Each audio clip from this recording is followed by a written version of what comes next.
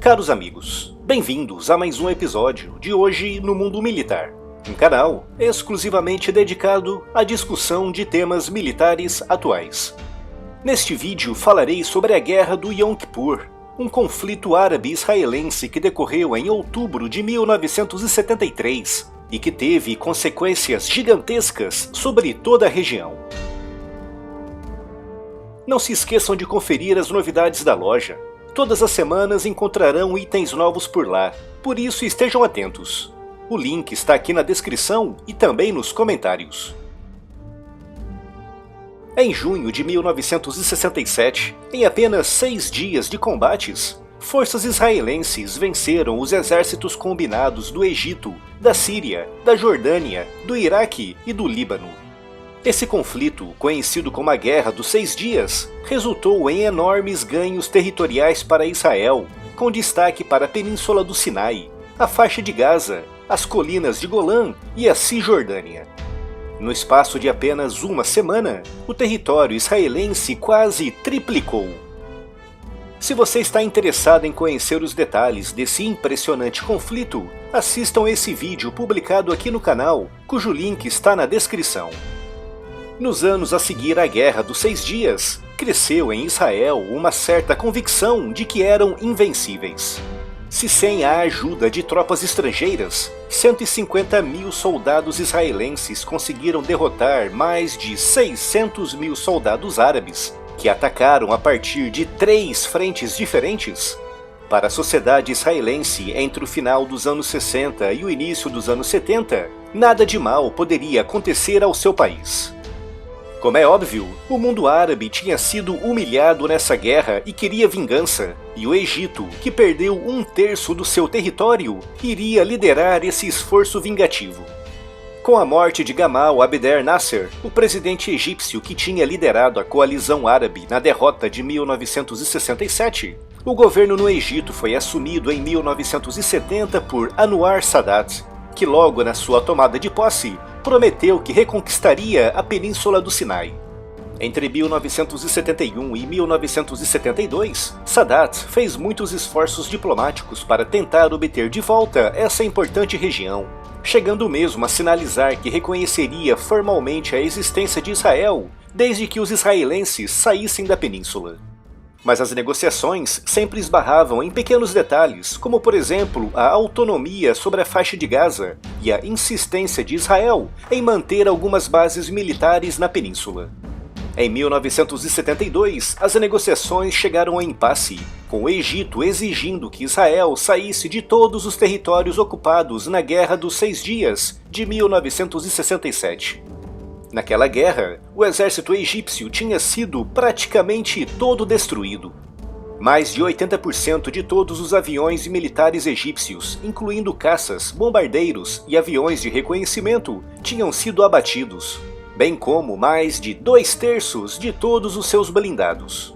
Mas logo depois da guerra, os soviéticos iniciaram um amplo programa de rearmamento egípcio e em 1972, 5 anos após o fim da guerra, o exército egípcio estava mais forte e mais bem equipado do que nunca.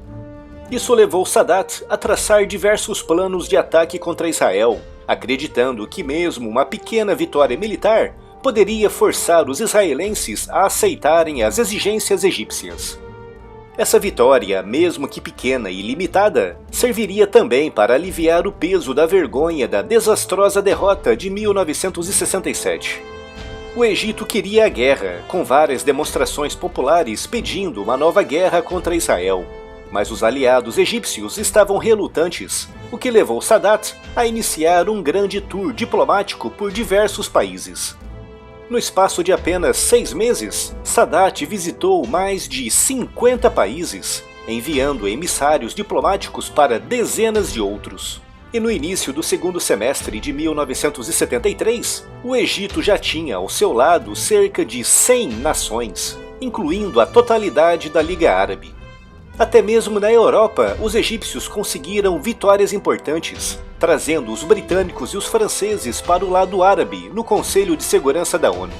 Como consequência desses esforços, em julho de 1973, Israel era uma das nações mais isoladas de todo o mundo. Poucas semanas antes do início da guerra, Henry Kissinger, secretário de Estado do presidente Richard Nixon, fez uma proposta para Sadat. Israel devolveria a Península do Sinai para o Egito e sairia de toda a região, mas em troca, teria a permissão de manter 3 controles militares numa faixa de 10 quilômetros na fronteira entre ambos os países. Mas nessa época, Sadat, com seu exército reconstruído pelos russos e com apoio militar e diplomático completo do mundo árabe e até mesmo de algumas nações europeias, não aceitou. Sadat estava preparado para a guerra e entre julho e setembro de 1973 iniciou as movimentações finais. Como é óbvio, tantas movimentações diplomáticas e militares não passaram despercebidas para Israel. Mas como referi no início, nessa época a sociedade israelense considerava que o seu país era invencível e que nenhuma ameaça seria grande o suficiente para colocar em risco a sua existência. Isso levou a que o governo de Golda Meir subestimasse a nova ameaça egípcia. No final de setembro, Sadat iniciou um amplo exercício militar que nada mais era do que uma manobra para camuflar a movimentação dos seus soldados em direção à fronteira. No fim desse mês, graças a essa manobra, os egípcios tinham concentrado mais de 200 mil soldados em pontos estratégicos ao longo do Canal de Suez, prontos para cruzá-lo. O plano de Sadat era cruzar o canal em 6 pontos e avançar o mais rapidamente possível pela península, conquistando cruzamentos e passagens estratégicas no seu interior. Sadat acreditava que mesmo que todo o Sinai não fosse conquistado, se o Egito conseguisse manter esses pontos estratégicos, o exército israelense não seria capaz de avançar, o que levaria o governo de Israel a aceitar negociar a completa retirada militar da região. Enquanto isso, entre setembro e outubro, o gabinete da primeira-ministra Golda Meir lidava com toneladas de informes que chegavam de hora em hora. Israel sabia que o Egito iria atacar, mas não sabia quando e nem como eles fariam isso. No dia 6 de outubro de 1973, teve início o Yom Kippur, o dia mais sagrado do judaísmo, um dia em que os judeus devem jejuar e orar, congregando-se em reuniões familiares e em sinagogas. Para os árabes, esse era o dia ideal para um ataque de surpresa, pois sabiam que muitos militares israelenses estariam dedicados ao Yom Kippur. E por isso, mesmo coincidindo com o Ramadão muçulmano, o presidente Sadat definiu esse como o dia para o início da guerra. E na manhã desse dia, Golda Meir reuniu-se com seu ministro da Defesa, Moshe Dayan, onde ficou combinado que Israel faria um ataque por antecipação contra o Egito e a Síria, mais ou menos nos mesmos moldes do ataque por antecipação que garantiu a rápida vitória israelense na Guerra dos 6 Dias de 1967. Mas nesse dia, o secretário Kissinger, numa conversa telefônica com Golda Meir, pediu-lhe para não realizar esse ataque, já que estava negociando uma saída pacífica com Sadat. Mas aquilo que eles não sabiam era que Sadat estava apenas ganhando tempo com essas negociações e que nesse mesmo dia estava tudo pronto para o ataque. E foi assim que às 14 horas do dia 6 de outubro de 1973, em pleno Yom Kippur, 32 mil soldados egípcios cruzaram o Canal de Suez em 6 pontos, apanhando os israelenses completamente desprevenidos. No norte, os sírios atacaram também nesse mesmo dia e nessa mesma hora, com a invasão iniciando-se com uma intensa barragem de artilharia e um ataque aéreo com mais de 100 aviões. Na fronteira com a Síria, o exército israelense era composto por apenas 3 mil soldados, 180 blindados e 60 peças de artilharia, que enfrentaram o ataque de quase 40 mil soldados sírios. O ataque sírio concentrou-se sobre as colinas de Golã, com os sírios acreditando que as reservas israelenses levariam pelo menos 24 horas para chegar à região. Mas na verdade, as reservas israelenses levaram apenas 12 horas para chegar, impedindo os sírios de avançarem conforme os seus planos iniciais. Tanto os sírios como os egípcios transportavam um número colossal de baterias de mísseis antiaéreos, cujo objetivo era manter a temida força aérea israelense fora de combate. E por culpa dessas baterias, os israelenses perderam dezenas de aviões logo nas primeiras horas do ataque. Na Península do Sinai, a primeira linha defensiva de Israel, montada na margem oriental do Canal de Suez, foi rapidamente ultrapassada pelos egípcios. Mais de 2.000 peças egípcias de artilharia lançaram dezenas de milhares de projéteis contra as posições israelenses na Península do Sinai, causando pesadas baixas e obrigando a um amplo recuo. Pequenas unidades egípcias equipadas com RPGs infiltraram-se vários quilômetros no interior da península e, de posições pré-determinadas, atacaram as colunas israelenses que se encaminhavam para a linha da frente. Nos céus, mais de 200 aviões egípcios, a maioria dos quais recém-chegados da União Soviética, atacaram as bases israelenses, incluindo importantes bases aéreas. 6 horas após o início da travessia, os egípcios tinham conquistado 15 posições fortificadas israelenses às margens do Canal de Suez. E no final do dia, as forças de Sadat já tinham penetrado 5 quilômetros pela península, acompanhadas por 850 blindados. No norte, as forças sírias encerraram o dia com um grande avanço territorial, tendo reconquistado quase 1/3 das colinas de Golã. Na manhã do dia seguinte, os egípcios reforçaram as suas posições na península, conseguindo repelir com sucesso os contra-ataques israelenses. Nesse segundo dia, os israelenses iniciaram também fortes ataques aéreos contra a retaguarda egípcia, tentando com isso atrasar os reforços que cruzavam o Canal de Suez.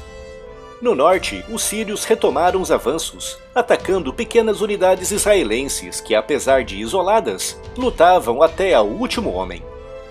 No terceiro dia, o sucesso egípcio foi ainda maior, com muitas colunas israelenses tendo sido destruídas em tentativas desesperadas e mal coordenadas de contra-ataque. Mas no norte, os sírios começaram a ser lentamente empurrados de volta para a Síria por um grande contra-ataque israelense. No dia 9 de outubro, no quarto dia da guerra, os egípcios foram obrigados a parar devido à falta de suprimentos, com os ataques aéreos israelenses causando grandes danos na retaguarda do exército de Sadat. E no norte, os sírios eram novamente expulsos das colinas de Golã, à custa de pesadíssimas baixas para ambos os lados. Entre os dias 10 e 13 de outubro, os combates na Península do Sinai diminuíram muito de intensidade, com ambos os lados tentando reagrupar as suas forças. Mas no norte, os israelenses tinham decidido avançar pelo interior da Síria em direção a Damasco, com o objetivo de tirar os sírios definitivamente da guerra. Com o exército israelense avançando pela Síria, a Jordânia e o Iraque entraram na guerra, enviando mais de 50.000 soldados para barrar o avanço de Israel. Os iraquianos atacaram o flanco sul do avanço israelense pelo interior da Síria, apanhando-os de surpresa, com a situação da frente estabilizando-se entre os dias 12 e 13 de outubro. Nesse meio tempo, os Estados Unidos e a União Soviética iniciaram intensos esforços para enviar recursos para os seus aliados.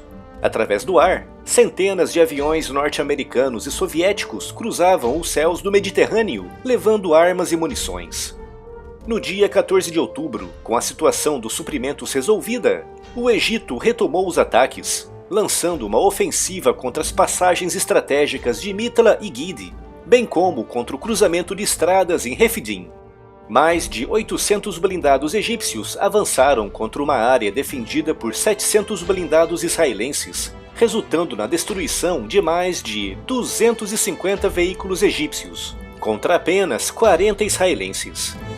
O fracasso do ataque egípcio do dia 14 de outubro abriu caminho para um grande contra-ataque israelense liderado pela 143ª Divisão, comandada pelo general Ariel Sharon.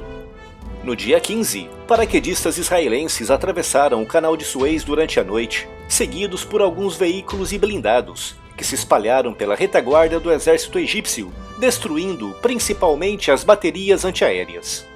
No final desse dia, essa pequena coluna israelense tinha avançado mais de 15 quilômetros pela retaguarda, causando pesadas baixas e levando os comandantes egípcios a acreditarem que o exército israelense tinha cruzado o Canal de Suez com uma grande força.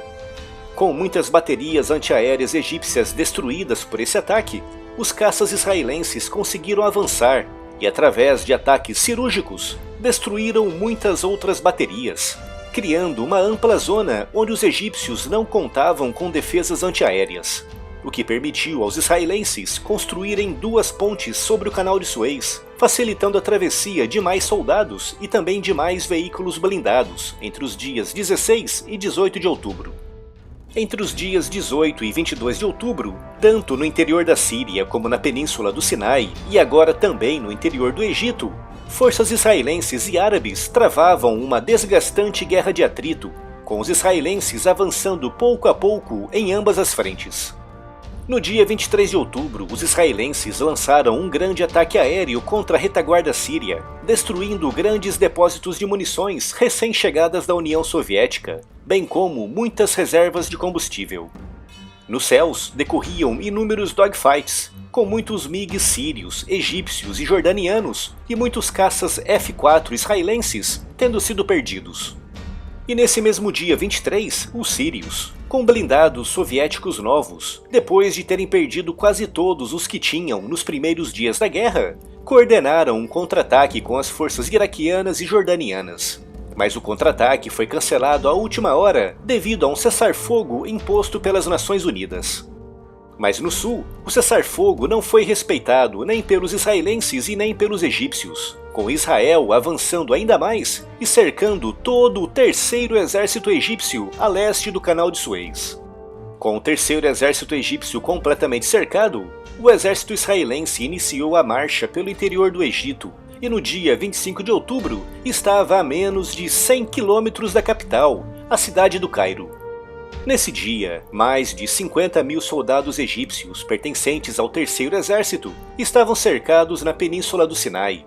25.000 soldados israelenses estavam a menos de 100 quilômetros do Cairo, e tudo o que restava do exército egípcio estava espalhado pela península, com muitas pequenas e médias unidades cercadas ou em vias de serem cercadas. O poderoso exército egípcio, recém-equipado com as melhores armas soviéticas, estava a um passo da aniquilação quase completa, mas os israelenses não estavam em boa situação, com grandes baixas e perdas acumuladas desde o início da guerra. Apesar de estarem firmemente posicionados no interior do Egito, as suas forças não estavam estrategicamente bem localizadas e as suas linhas de suprimentos podiam ser atacadas a qualquer momento. E por isso, quando o presidente egípcio Sadat pediu o fim da guerra no dia 25 de outubro, Israel aceitou. Mas os combates prosseguiram nos dias seguintes, principalmente à volta do terceiro exército egípcio, que apesar de cercado e apesar do fim da guerra, tentou escapar atacando as forças israelenses, com o comandante egípcio do terceiro exército desistindo do ataque no dia 28 de outubro, depois de sofrer pesadas baixas. Apesar do cessar-fogo assinado no final de outubro de 1973, os combates continuaram ao longo do Sinai até o dia 18 de janeiro de 1974.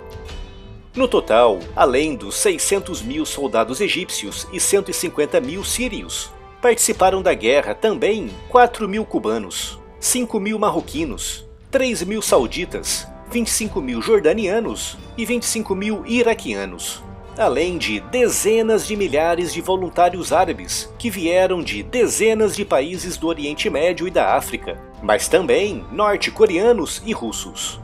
Do lado israelense participaram nos combates cerca de 400.000 soldados, todos eles israelenses, sem participação de soldados estrangeiros. Em termos de baixas, foram mortos cerca de 2.700 soldados israelenses e 8.000 ficaram feridos, contra 16.000 mortos árabes e mais de 30.000 feridos. Israel perdeu pouco mais de 1.000 blindados e 300 aviões, com os árabes perdendo mais de 2.200 blindados e 500 aviões, além de 19 navios afundados na costa síria e egípcia. Depois da guerra, o líder soviético da época, Leonid Brezhnev, escreveu o seguinte nas suas memórias: "Nós oferecemos aos árabes armas e tecnologias que nem os norte-vietnamitas receberam. Eles tinham o dobro de blindados, o dobro de aviões, o triplo de artilharias e 5 vezes mais defesas aéreas e armas antitanque. E o que foi que aconteceu? Eles perderam de novo. Por 2 vezes durante a guerra, Sadat me acordou no meio da noite aos gritos, pedindo para salvá-lo e para enviar tropas soviéticas para combater os israelenses. Mas não. Não vou para a guerra por causa do Egito. Depois de mais essa derrota, o Egito e a União Soviética começaram a se afastar, deixando os egípcios isolados e sem uma grande potência para apoiá-los na região. Israel, apesar da sua grande vitória militar, passou por situações realmente muito complicadas, principalmente nos primeiros dias da guerra. Para os israelenses, foi um choque de realidade brutal, pois se conscientizaram que, afinal, o seu país era vulnerável. Com os egípcios sem apoio dos soviéticos e com Israel procurando apaziguar de forma definitiva as tensas relações com o Egito, a Guerra do Yom Kippur iniciou um novo período de negociações que culminaram em 1978 nos Acordos de Camp David, intermediados pelo presidente Jimmy Carter. Em setembro de 1978, Sadat, Jimmy Carter e o primeiro-ministro israelense Menachem Begin acertaram os detalhes finais daquele que ficaria conhecido como o Tratado de Paz Israelo-Egípcio de 1979. Com esse tratado, Israel e o Egito alcançaram finalmente a paz depois de décadas de guerras, todas elas iniciadas justamente pelos egípcios. Como é óbvio, as demais nações árabes não ficaram satisfeitas com essa negociação, o que levaria ao assassinato de Sadat em 1981, por membros islamistas extremistas que não concordavam com a paz com Israel. O Egito, depois de 3 graves derrotas militares, é um dos únicos países árabes a reconhecer a existência do Estado de Israel, com muitos outros países, como por exemplo a Arábia Saudita, o Iraque, a Síria, a Argélia, a Tunísia e o Marrocos, não o reconhecendo. Na América Latina, apenas Cuba não reconhece Israel, com a Venezuela e a Bolívia tendo cortado relações recentemente, ameaçando mesmo deixar de reconhecê-lo. A Guerra do Yom Kippur foi a última grande guerra contra Israel envolvendo uma coalizão de países árabes. Mas apesar do fim das grandes guerras e dos acordos com os egípcios, a paz parece ainda muito distante de ser alcançada na região.